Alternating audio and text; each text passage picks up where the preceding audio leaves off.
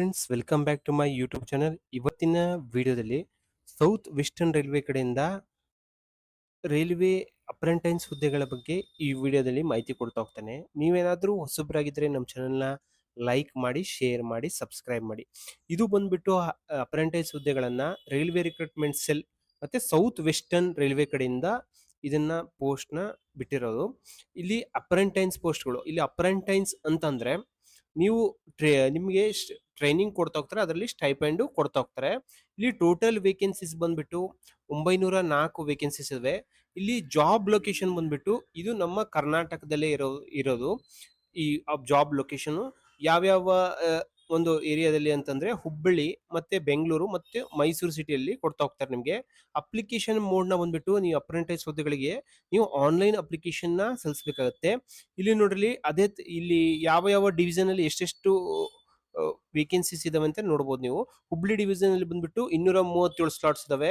Hubli carriage repair workshop ಅಲ್ಲಿ ಬಂದ್ಬಿಟ್ಟು ಹುಬ್ಳಿಯಲ್ಲಿ 217 slots ಗಳು ಖಾಲಿ ಇದಾವೆ. ಬೆಂಗಳೂರು ಡಿವಿಷನ್ ಅಲ್ಲಿ 230, ಮೈಸೂರು ಡಿವಿಷನ್ ಅಲ್ಲಿ 177, ಸೆಂಟ್ರಲ್ ವರ್ಕ್ಶಾಪ್ ಮೈಸೂರಲ್ಲಿ ಬಂದ್ಬಿಟ್ಟು 43, ಟೋಟಲ್ 904 ವೇಕೆನ್ಸೀಸ್ ಇದಾವೆ. ಈ ಅಪ್ರೆಂಟೈನ್ಸ್ ಹುದ್ದೆಗಳಿಗೆ ಅಪ್ಲೈ ಮಾಡ್ಬೇಕಂತಂದ್ರೆ ಯಾವೊಂದು ಏಜ್ ಆಗಿರ್ಬೇಕು ಮತ್ತೆ ಯಾವೊಂದು ಕ್ವಾಲಿಫಿಕೇಶನ್ ಆಗಿರ್ಬೇಕಂತ ಹೇಳ್ತಾ ಹೋಗ್ತೀನಿ. ಇಲ್ಲಿ ಕ್ವಾಲಿಫಿಕೇಶನ್ ಬಂದ್ಬಿಟ್ಟು 10th ಪಾಸ್ ಆಗಿರ್ಬೇಕು, 10th ಪ್ಲಸ್ ITI ಆಗಿರ್ಬೇಕು. ಅಟ್ಲೀಸ್ಟ್ ಮಿನಿಮಮ್ ನೀವು 10th ಅಲ್ಲಿ ಏನಂತಂದ್ರೆ 50% ಆದ್ರೂ ತೆಗೆದಿರ್ಬೇಕು. ಮತ್ತೆ ಯಾರು ಅಪ್ಲೈ ಮಾಡ್ತಾರಲ್ಲ ಅವ್ರ ಹತ್ರ NCVT ಅಂದ್ರೆ ITI ಓದಿದ್ರೆ ನಿಮ್ಮ NCVT ಸರ್ಟಿಫಿಕೇಟ್ ನ ಕಂಪ್ಲೀಷನ್ ಸರ್ಟಿಫಿಕೇಟ್ ಕೊಡ್ತಾ ಹೋಗ್ತಾರೆ, ಅಥವಾ NTC ಸರ್ಟಿಫಿಕೇಟ್ ನ ಹೊಂದಿರಬೇಕು. ಯಾವ ITI ಟ್ರೇಡ್ಗಳು ಅಪ್ಲೈ ಮಾಡ್ಬೋದು ಅಂತಂದ್ರೆ ಫಿಟ್ಟರು, ವೆಲ್ಡರು, ಮತ್ತೆ electrician, refrigeration, air conditioner mechanic, programming and system administration, machinist, turner, carpenter, painter, stenographer, ಇಷ್ಟು ಜನ ಅಪ್ಲೈ ಮಾಡ್ಬೋದು. ನಾನು ಹೇಳ್ದಂಗೆ ಈ ಒಂದು ಟ್ರೇಡ್ಸ್ ಗಳು ಮಾತ್ರ ಅಪ್ಲೈ ಮಾಡೋದು. ಮಿನಿಮಮ್ ಏಜ್ ಬಂದ್ಬಿಟ್ಟು 15 ವರ್ಷದಿಂದ ಮ್ಯಾಕ್ಸಿಮಮ್ ಏಜ್ ಬಂದ್ಬಿಟ್ಟು 24 ವರ್ಷ ತನಕ ಅಪ್ಲೈ ಮಾಡ್ಬೋದು. SC/ST ಕ್ಯಾಂಡಿಡೇಟ್ಸ್ ಬಂದ್ಬಿಟ್ಟು ಏಜ್ ರಿಲ್ಯಾಕ್ಸೇಷನ್ 5 ಇಯರ್ಸ್ ಇರ್ತಾ ಹೋಗುತ್ತೆ. ಅದೇ ತರ OBC ಕ್ಯಾಂಡಿಡೇಟ್ಸ್ ಬಂದ್ಬಿಟ್ಟು 3 ವರ್ಷ ಏಜ್ ರಿಲ್ಯಾಕ್ಸೇಷನ್. PWBD ಕ್ಯಾಂಡಿಡೇಟ್ಸ್ ಬಂದ್ಬಿಟ್ರೆ 10 ವರ್ಷ ಏಜ್ ರಿಲ್ಯಾಕ್ಸೇಷನ್ ಇರ್ತಾ ಹೋಗುತ್ತೆ. ಎಕ್ಸ್ ಸರ್ವಿಸ್ ಮ್ಯಾನಿಗೆ ಹೇಳಿದಂಗೆ ಅವ್ರಿಗೂ ಸ್ವಲ್ಪ ಏಜ್ ರಿಲ್ಯಾಕ್ಸೇಷನ್ ಇರ್ತಾ ಹೋಗುತ್ತೆ.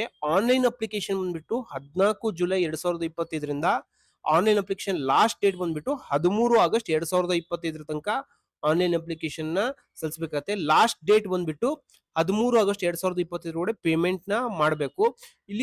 ಇಲ್ಲಿ ನಿಮ್ಗೆ ಸ್ಯಾಲರಿ ಬಂದ್ಬಿಟ್ಟು ಅಂತಂದ್ರೆ ಇಲ್ಲಿ ಸ್ಟೈಫಂಡ್ ಕೊಡ್ತಾ ಹೋಗ್ತಾರೆ. ಸ್ಟೈಫಂಡ್ ಏನಂತಂದ್ರೆ ಸ್ಟೈಫಂಡ್ ಕೊಡ್ತಾ ಹೋಗ್ತಾರೆ, ಟ್ರೈನಿಂಗ್ ಕೊಡ್ತಾ ಹೋಗ್ತಾರೆ. ನೀವೇನಾದ್ರೂ ಕರೆಕ್ಟ್ ಆಗಿ ಎಲಿಜಿಬಲ್ ಇತ್ತಂದ್ರೆ ಅಲ್ಲೇ ನಿಮ್ಗೆ ಕಂಟಿನ್ಯೂ ಮಾಡ್ತಾ ಹೋಗ್ತಾರೆ. ಇಲ್ಲಿ ಏನೇನಂತಂದ್ರೆ ನಿಮ್ಗೆ ಒಂದು ಸರ್ಟಿಫಿಕೇಟ್ ಕೊಡ್ತಾ ಹೋಗ್ತಾರೆ. ಮತ್ತೆ ಈ ಒಂದು ಸರ್ಟಿಫಿಕೇಟ್ ಇದ್ರೆ ಬೇರೆ ಒಂದು ರೈಲ್ವೆನಲ್ಲೇ ಜಾಬ್ ಪಡೆಯೋತಕ್ಕಂತ ಪರ್ಮನೆಂಟ್ ಜಾಬ್ ನ ಪಡ್ತಕ್ಕಂತ ಅವಕಾಶ ಇರುತ್ತೆ. ಮತ್ತೆ ನಿಮ್ಮ ಪ್ರೊಫೆಷನಲ್ ಗೊತ್ತು, ಈ ಒಂದು ಸರ್ಟಿಫಿಕೇಟ್ ನ ತಗೊಂಡೋದ್ರೆ ಬೇರೆ ಒಂದು ಕಂಪ್ನಿನಲ್ಲೂ ನೀವು ಕೆಲಸನ ಮಾಡ್ಬೋದು. ಇಲ್ಲಿ ನೋಡ್ರಿ, ಇದನ್ನ ನಿಮ್ಗೆ ಹೆಂಗ್ ಸೆಲೆಕ್ಟ್ ಮಾಡ್ತಾ ಹೋಗ್ತಾರೆ ಅಂತಂದ್ರೆ ಮೆರಿಟ್ ಲಿಸ್ಟ್ ಪ್ರಿಪೇರ್ ಮಾಡ್ತಾ ಹೋಗ್ತಾರೆ. ಎರಡೂದು ಈಕ್ವಲ್ ವೇಟೇಜ್ ತಗೊಂತ ಹೋಗ್ತಾರೆ. ಅಲ್ಲಿಂದು 50% ಮಿನಿಮಮ್ ಆಗಿರ್ಬೇಕು, ಇಲ್ಲಿಂದು ತಗೊಂಡು ಎವರೇಜ್ ಮಾಡಿ ಅದ್ರ ಮೇಲೆ ಸೆಲೆಕ್ಟ್ ಮಾಡ್ತಾ ಹೋಗ್ತಾರೆ. ಡಾಕ್ಯುಮೆಂಟ್ ವೆರಿಫಿಕೇಶನ್ ಮಾಡಿ ಒರಿಜಿನಲ್ ಎಲ್ಲ ನೀವು ಕೊಡ್ಬೇಕಾಗುತ್ತೆ. ಆಮೇಲೆ ಮೆಡಿಕಲ್ ಎಕ್ಸಾಮಿನೇಷನ್ ಎಲ್ಲ ಫಿಟ್ ಆದ್ರೆ ನೀವು ಸೆಲೆಕ್ಟ್ ಮಾಡ್ತಾ ಹೋಗ್ತಾರೆ. ಅಪ್ಲಿಕೇಶನ್ ನ ಫೀ ಬಂದ್ಬಿಟ್ಟು SC/ST ಮತ್ತು ವುಮನ್ ಕ್ಯಾಂಡಿಡೇಟ್ಸ್ ಗಳಿಗೆ ಮತ್ತೆ PWBD ಕ್ಯಾಂಡಿಡೇಟ್ಸ್ ಗಳಿಗೆ ಯಾವುದೇ ತರದ ಫೀಸ್ ಇಲ್ಲ. ಜನರಲ್ ಮತ್ತೆ OBC ಕ್ಯಾಂಡಿಡೇಟ್ಸ್ ಬಂದ್ಬಿಟ್ಟು 100 ರೂಪಾಯಿ ಫೀ ನ ಪೇಮೆಂಟ್ ಮಾಡ್ಬೇಕಾಗತ್ತೆ. ಇಲ್ಲಿ ನೋಡ್ರಿ, ಯಾವ ತರ ನೀವು ಆನ್ಲೈನ್ ಅಪ್ಲಿಕೇಶನ್ ಸಲ್ಲಿಸಬೇಕಂತಿದೆ. ನಾನು ಕೊಟ್ಟಿರ್ತಕ್ಕಂಥ ವೆಬ್ಸೈಟ್ ಲಿಂಕ್ ನ ನಾನು ವಿಡಿಯೋ ಡಿಸ್ಕ್ರಿಪ್ಷನ್ ಕೊಡ್ತೀನಿ. ಆ ಲಿಂಕ್ ನ ಮೇಲೆ ಕ್ಲಿಕ್ ಮಾಡೋ ಮುಖಾಂತರ ನೀವು ವೆಬ್ಸೈಟ್ ಗೆ ರೀಚ್ ಆಗ್ತೀರಾ. ನೀವು ಫಸ್ಟ್ ಗೆ ನೋಟಿಫಿಕೇಶನ್ ನ ಕರೆಕ್ಟ್ ಆಗಿ ಓದ್ಕೋಬೇಕಾಗತ್ತೆ, ಇನ್ಸ್ಟ್ರಕ್ಷನ್ಸ್ ನೆಲ್ಲ ಕರೆಕ್ಟ್ ಆಗಿ ಓದ್ಕೋಬೇಕಾಗತ್ತೆ. ಫಸ್ಟ್ ಗೆ ನೀವು ರೈಲ್ವೆದಲ್ಲಿ ಅಪ್ಲಿಕೇಶನ್ ಹಾಕ್ತಿದ್ದೀರ ಅಂದ್ರೆ ರಿಜಿಸ್ಟ್ರೇಷನ್ ನ ಮಾಡ್ಕೋಬೇಕಾಗತ್ತೆ.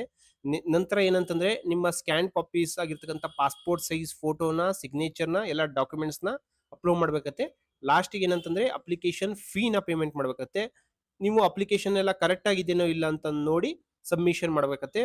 ಪ್ರಿಂಟ್ ಮಾಡಿರ್ತಕ್ಕಂಥ ಅಪ್ಲಿಕೇಶನ್ ನ ಪ್ರಿಂಟ್ ಮಾಡಿ ಇಟ್ಕೋಬೇಕಾಗತ್ತೆ. ನೀವು ಸಬ್ಮಿಟ್ ಮಾಡಿರ್ತಕ್ಕಂಥ ಅಪ್ಲಿಕೇಶನ್ ನ ಈ ತರ ನೀವು ರೈಲ್ವೆ RRC ಅಪ್ರೆಂಟೈನ್ಸ್ ಹುದ್ದೆಗಳಿಗೆ ಈಸಿಯಾಗಿ ವೆಬ್ಸೈಟ್ ರೀಚ್ ಆಗೋ ಮುಂತರ ಅಪ್ಲಿಕೇಶನ್ ನ ಸಲ್ಲಿಸಬಹುದು.